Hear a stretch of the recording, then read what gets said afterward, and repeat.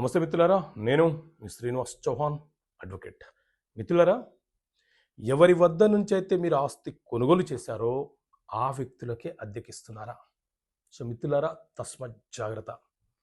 ఏదైనా ఒక ఇల్లు లేదా ఏదైనా ఒక వ్యవసాయ భూమి ఏదన్నా ఒక ప్రాపర్టీ మనం కొనుగోలు చేసినప్పుడు సేల్ డీడ్ అయిన మరుక్షణమే ప్రాపర్టీని స్వాధీనం చేసుకోవాలి.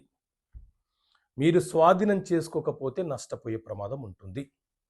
ఒకవేళ ఎవరైతే అమ్మారో ఆ వ్యక్తే మీ వ్యవసాయ భూమిని కౌలు చేస్తున్న సందర్భంలో, లేదా ఏ వ్యక్తి అయితే ఇల్లు అమ్మారో ఆ వ్యక్తే అద్దెకుంటాను అని చెప్పిన సందర్భాలలో మీరు వాళ్ళతో ఒక రెంటల్ అగ్రిమెంట్ అనేది రాసుకోండి.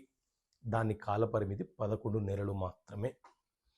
ఆలోపు వారి యొక్క అసలు స్వరూపము, వారికి ఈ ప్రాపర్టీ అమ్మాలన్న ఉద్దేశం ఉందా లేదా ఉద్దేశపూర్వకంగానే ఆ ప్రాపర్టీ తమ స్వాధీనంలో ఉంచుకొని మిమ్మల్ని ఇబ్బందులకు గురి చేస్తున్నారన్న విషయము మీకు తెలిసిపోతుంది.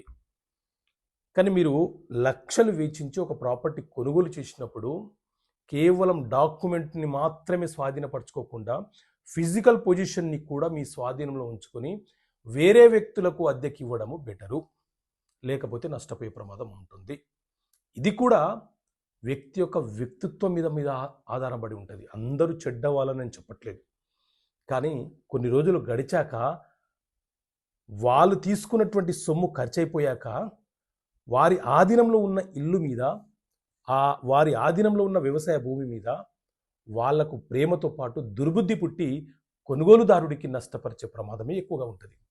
కాబట్టి కొనుగోలుదారుడా తస్మత్ జాగ్రత్త.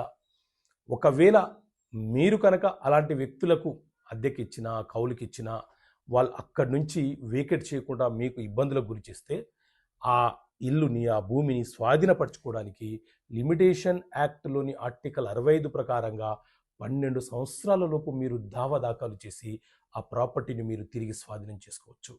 ఆ అవకాశం మీకు ఉంటుంది. సో ఏది ఏమైనా తస్మత్ జాగ్రత్తగా ఉండాలి. సో ఇలాంటి చట్టపరమైన అంశాలు మీకు తెలియపరచడానికి, వివరించడానికి ఈ పుస్తకం చట్టపరమైన సమస్యలకు పరిష్కారాలని పుస్తకం తీసుకొచ్చాను. ఈ బుక్ కావాలనుకుంటే ఇక్కడ కనిపిస్తున్న నెంబర్ కాల్ చేసి పుస్తకాన్ని మీరు పొందవచ్చు. ఓకే మిత్రులారా, థ్యాంక్ యూ.